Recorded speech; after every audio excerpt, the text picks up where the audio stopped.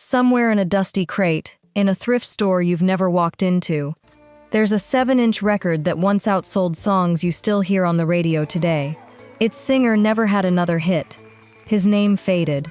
He went back to a regular life, a regular job, and nobody who saw him on the street would have guessed that for a few weeks in 1974, he owned the airwaves completely.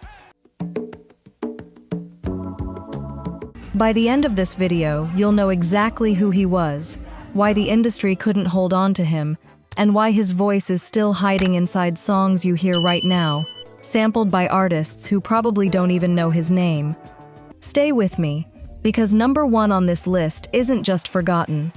It's a story that starts with $900 and a government day job, and it ends with a Rolling Stone ranking 50 years later. 1974 was a strange, beautiful hinge point in black music, and if you don't understand what was happening behind the scenes that year, none of these stories make sense. Motown was drifting west, chasing film deals in Los Angeles, and slowly losing the raw, gritty engine that built it in Detroit. Stax Records, the same label that gave the world Otis Redding and Isaac Hayes, was quietly dying in Memphis, buried under a distribution deal that would sink it within a year.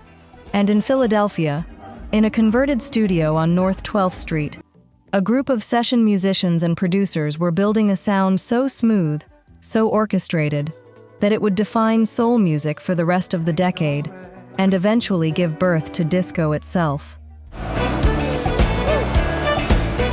Into that chaos walked artists who had exactly one shot, one song, one perfect alignment of songwriting, timing, and luck. And then, for almost all of them, silence. No follow-up, no second act. Just one recording that somehow outlived their entire career. This is the story of 7 of those artists. Some of these names you'll recognize instantly. Songs you've heard in movies, in commercials, sampled in hip-hop tracks you didn't even realize were borrowing from 1974. Others you have genuinely never heard of, and once you hear the story behind them, I promise you will not forget them again. We're counting down from 7 to 1, and I want you to notice something as we go. Every single one of these songs almost didn't happen. Every one of them was one bad decision, one skipped radio station, one executive's bad mood away from disappearing completely. Let's start at number 7, with a song that opens like a circus and ends like a tragedy. Number 7, Blue Magic, with Sideshow. This one takes us to Philadelphia, to a vocal quintet built around a singer named Ted Mills, alongside brothers Vernon and Wendell Sawyer, Keith Beaton, and Richard Pratt. They called themselves Blue Magic, and by 1974, they had already been fighting for attention for 2 full years. Their debut single, a song called Spell, had crept to number 30 on the Billboard R&B chart in 1973, and then vanished. Their second single, Look Me Up, managed number 36. Their third, Stop to Start, did a little better, cracking the R&B top 15, but still couldn't break into the mainstream. 3 tries, 3 near misses. For most groups, that's where the story ends quietly, dropped by the label, forgotten by the following year. But Blue Magic had one more single left on their debut album, and it was built around a strange, almost theatrical idea that nobody else in soul music was doing at the time. The song opened with the sound of a fairground barker shouting an invitation to step right up and see, quote, the saddest show in town, for only 50 cents. That song was Sideshow, written by Philadelphia songwriters Bobby Eli and Vinnie Barrett, and produced by the legendary Norman Harris at Sigma Sound Studios. It sold over 1 million copies. It hit number 1 on the Billboard R&B chart in the spring of 1974. It climbed all the way to number 8 on the pop charts that summer, and by year's end, Billboard ranked it the 19th biggest song in the entire country. Here's the twist most casual fans miss, though. Blue Magic actually kept charting after Sideshow. Their next single, Three Ring Circus, hit number 5 on the R&B chart. Over the years that followed, they placed a dozen different singles on the Billboard R&B chart. But none of those songs ever crossed into mainstream pop culture the way Sideshow did. To the general public, to the people who hear that Circus Barker intro on the radio decades later and instantly perk up, Blue Magic had exactly one hit, and that one hit still gets shared today by people who have absolutely no idea what the song is called or who recorded it. If you've heard that opening before and never knew the name behind it, you already understand why this one made the list. But the next entry involves a song that had already been a massive hit once before, years before this particular version even existed, and almost nobody realizes that today. Number 6. Carlton, with Everlasting Love. This is a cover song, and I want you to sit with that for a second, because most people listening right now have absolutely no idea. In 1974, a 22-year-old singer from Detroit named Carlton, who had spent years performing under the stage name Little Carlton, specifically to ride the coattails of Little Stevie Wonder's early fame, recorded a disco-tinged version of a song called Everlasting Love. It rocketed to number 6 on the Billboard Hot 100 in November of 1974, and it became one of the very first disco crossover hits to hit mainstream American radio. Carlton was riding high. He genuinely believed, in that moment, standing on stage on American Bandstand, that he was about to become the next great soul superstar of the decade, right alongside Stevie Wonder and the Jackson 5. He was wrong. Here's the part almost nobody remembers. Everlasting Love had already been a hit once before, back in 1967, recorded by a singer named Robert Knight, who took it to number 6 on the pop charts and number 11 on the R&B chart, basically the exact same numbers Carlton would hit 7 years later. And the song didn't stop with Carlton either. It's been recorded and charted by artists at least 8 more times since, including a UK number 1 for a band called Love Affair, and later versions by Gloria Estefan and even Jamie Cullum. But ask anyone under 50 which version they actually know, and almost every single one of them will describe Carlton's, that driving disco beat, that urgent vocal. He did have one more chart moment, in 1981, with a song called She's a Bad Mama Jamma, which actually earned him a Grammy nomination. But for nearly a decade in between, this one cover song, recorded by a guy who used to fake being related to Stevie Wonder, was Carlton's entire musical identity. Now here's where the story gets genuinely personal, because our next artist wasn't just a singer chasing a hit. He was the man who'd already written hits for everyone else first, and decided he wanted a turn in the spotlight for himself. Number 5. Johnny Bristol, with Hang On in There Baby. Can't wait till we reached. This one belongs to a man most listeners have never actually heard sing, even though they've been humming his songwriting for over 50 years without knowing it. Johnny Bristol was a Motown insider, a staff producer and songwriter, who worked with an absolute who's who of soul royalty: Smokey Robinson, The Four Tops, Stevie Wonder, Edwin Starr. Baby, hang on in that. In 1969, he co-wrote a song called Someday We'll Be Together for Diana Ross and the Supremes, their final single together as a group, and Bristol himself is the male voice you hear on that recording, responding to Ross's lead vocal. He spent years behind the glass, building other people's careers, before finally deciding he wanted his own turn as an artist. That cry that every girl dreams. In 1973, he left Motown, briefly joined CBS Records, where he produced Boz Scaggs' album Slow Dancer, and then signed with MGM Records as a solo act. In 1974, he released his debut single, a song he wrote and arranged himself called Hang On In There Baby. It climbed to number 8 on the pop charts and number 2 on the R&B chart. It hit number 3 in the UK. For one glorious moment, the songwriter who'd spent a decade making other people famous finally got to be the star. And to be fair to Bristol, unlike some names on this list, he did chart a handful more times after that. Open up the door, 'cause that's You and I made it to number 20 on the R&B chart later that same year. Leave My World hit 23. 2 years later, on Atlantic Records, Do It To My Mind reached number 5 R&B. He even scored a UK Top 40 hit years later, in 1980, duetting with singer Ami Stewart. But none of those follow-ups ever came close to matching the cultural footprint of that one 1974 single. To most people today, if they know Johnny Bristol's name at all, Hang On In There Baby is the only song they could name. And speaking of songs born from real, raw, personal drama, the next entry has one of the most dramatic origin stories on this entire list, and it involves a dying record label's very last gasp of glory. Number 4.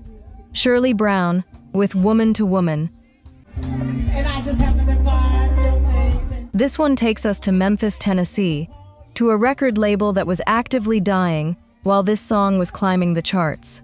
Stax Records, the same label that gave the world Otis Redding, Sam and Dave, and Isaac Hayes, was collapsing in 1974, crushed under a distribution deal with CBS that would push it into bankruptcy within the year. In the middle of that collapse, a songwriter named Homer Banks overheard something in his own home, a real, raw argument, one woman confronting another woman over a man they were both involved with. Working with fellow writers Eddie Marion and Henderson Thigpen, he turned that overheard conversation into a song, structured almost like real dialogue, instead of typical pop lyrics. A 27-year-old singer named Shirley Brown, discovered years earlier by blues legend Albert King, who she'd toured with for nearly a decade, recorded it with a spoken-word introduction so intimate it sounds less like a pop song and more like a phone call you were never supposed to be listening in on. The song was Woman to Woman. Released on Stax's Truth subsidiary in August of 1974, it shot to number 1 on the Billboard R&B chart by November, held that spot for 2 weeks, crossed over to number 22 on the pop charts, and reportedly sold over 1 million copies in its first 8 weeks alone. It became the very last major hit the legendary Stax label would ever produce before the company finally went under. Shirley Brown earned a Grammy nomination for it. The song was so culturally massive that another singer, Barbara Mason, recorded an entire answer song called From His Woman to You, splicing in the opening line, quote, "Barbara, this is Shirley," taken directly from Brown's original recording. Years later, in 1978, country singer Barbara Mandrell even took her own version of Woman to Woman to number 4 on the country charts, marking her very first entry on the Pop Hot 100. And then, for Shirley Brown herself, commercially, that was essentially it. To this day, music writers still describe her as a permanent fixture on every single list of great one-hit wonders from the 1970s. She deserved a bigger career. What she got was one unforgettable song. And honestly, considering what it did, that's not nothing. Now, the next entry might be the most quietly influential track on this entire countdown. Because without it, at least 2 of the biggest songs of the following decade might not exist in the form we know them. Number 3. George McCrae with Rock Your Baby. This one starts, almost unbelievably, as a 45-minute demo session recorded by 2 guys who weren't famous at all yet. Harry Wayne Casey and Richard Finch would soon go on to form Casey and the Sunshine Band, but before any of that happened, they needed a singer for a track they'd written, because Casey himself couldn't hit the high notes the song required. They turned to a session singer named George McCrae, born in West Palm Beach, Florida, and asked him to lay down the vocal. The song was Rock Your Baby. Released in June of 1974 on the small TK Records label, it spent 2 weeks at #1 on the Billboard Hot 100 and 3 weeks at #1 on the UK singles chart that same summer. It topped the charts in Germany, the Netherlands, and across most of Europe, though its weakest performance, oddly enough, was New Zealand, where it only reached number 34. By the time all was said and done, it had sold over 11 million physical copies worldwide, making it one of fewer than 40 singles in music history ever to cross the 10 million mark. Rolling Stone magazine actually voted it the #1 song of the entire year in 1974, and its influence didn't stop with sales figures. It's widely credited with inspiring both John Lennon's Whatever Gets You Through the Night and ABBA's Dancing Queen, 2 songs that shaped the rest of the decade in their own right. McCrae did chart again after that, a handful of UK hits including I Can't Leave You Alone and, in 1975, It's Been So Long, which reached number 4 in Britain. But nothing ever matched that first single. Wikipedia's own entry on the song describes it plainly as, quote, the only international hit for McCrae, 11 million copies sold, an entire disco era arguably built partly on its shoulders, and most people today genuinely cannot tell you the singer's name. That's how fast fame moved in 1974. But the song sitting at number 2 on this list didn't just top the charts for a week or two, it helped invent an entire genre of music almost completely by accident, after months of looking like a total commercial failure. Number 2. The Hues Corporation with Rock the Boat. This one very nearly never happened at all, and that's not an exaggeration for effect. That's literally what the historical record shows. A trio from Santa Monica, California, called the Hues Corporation, named themselves after the business empire of Howard Hughes, spelling it H-U-E-S instead of H-U-G-H-E-S, to avoid any legal trouble. Their debut album, Freedom for the Stallion, had already produced 2 singles that mostly flopped, one that stalled at number 63, another that didn't chart at all. Then, in early 1974, they released a 3rd single from that same album, a song written by Wally Holmes called Rock the Boat. For months, absolutely nothing happened. No radio airplay, no meaningful sales. It looked, by every measure the label had, like a total failure, exactly like the 2 singles before it. Then something strange started happening in New York City's underground club scene, specifically in the gay clubs where a wave of DJs began working the record into their sets, using it to energize dance floors months before any mainstream radio station would touch it. That grassroots, club floor momentum eventually forced Top 40 radio to finally pay attention, and once it did, the song exploded, rocketing all the way to number 1 on the Hot 100, in just its 7th week on the chart, the week of July 6, 1974. Many music historians now consider it the very first disco song to ever reach number 1 in the United States, a genuine turning point in American pop culture that started, essentially, as an accident on a dance floor. It sold over 2 million copies worldwide, earned an RLA Gold certification, and hit the UK top 10 as well. The Hues Corporation actually did chart 3 more times after that, including a song called Rockin' Soul that reached the top 20. But none of those follow-ups ever came remotely close to Rock the Boat's cultural impact. Decades later, they're still described, almost universally, as quintessential one-hit wonders. even though that one hit helped launch an entire sound that would dominate the rest of the decade and beyond.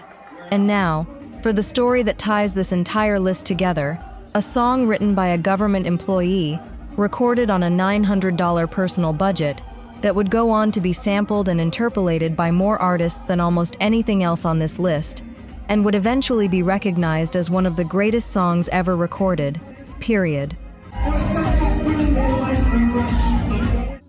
Number 1. William DeVaughn, with Be Thankful for What You Got. This is the story of a drafting technician working a steady, salaried job for the government in Washington, D.C., who sang part-time on the side, purely for the love of it. In 1972, working entirely outside the professional music industry, William DeVaughn wrote a song originally titled, "A Cadillac Don't Come Easy." He believed in it enough to spend $900 of his own personal money, a real financial risk for a government employee with no music industry connections, just to get a proper demo recorded. That demo eventually became Be Thankful for What You Got, produced by Frank Fioravanti and John Davis, and recorded at the same legendary Sigma Sound Studios in Philadelphia that helped build the entire Philly soul sound, with engineer Joe Tarsia at the boards. The session featured several members of the famed Philadelphia studio collective, MFSB, guitarist Norman Harris, bassist Rusty Jackman, vibraphonist Vince Montana, drummer Earl Young, and conga player Larry Washington, the same musicians building hits all over the city that year. Released properly in the spring of 1974 on the small Roxbury label, the song hit number 1 on the Billboard R&B chart, climbed to number 4 on the Hot 100, and sold close to 2 million copies. Its sound was so smooth, so warm, so reminiscent of Curtis Mayfield's early 70s work, that a huge number of listeners at the time genuinely assumed Mayfield himself had recorded it. He hadn't. A part-time singer with a full-time government drafting job had just written one of the most enduring soul records of the entire decade. The song's signature line, about a diamond in the back, sunroof top, digging the scene with a gangsta lean, has been referenced, interpolated, and sampled by artists across hip-hop and R&B for decades since, a piece of that $900 demo still echoing through modern music today. In 2021, Rolling Stone placed it at number 374 on their list of the 500 greatest songs of all time, ranked alongside legends who had entire careers, not just one shot. DeVaughn never repeated that commercial success. His follow-up singles barely registered on the charts, and he eventually returned to a quieter life outside the spotlight. But somewhere, right now, someone is hearing that unmistakable bass line sampled in a brand new track, and they have absolutely no idea it started with a man who spent his own paycheck, on his own risk, just to get one shot at being heard. 7 songs, 7 artists who each got exactly one moment where the entire country was listening to them and nobody else. Some of them wrote history without even realizing it in the moment. Some of them lost everything the same year they gained it. A vocal group that never topped the pop charts again despite a dozen R&B hits. A young singer chasing a career that never came back the same way.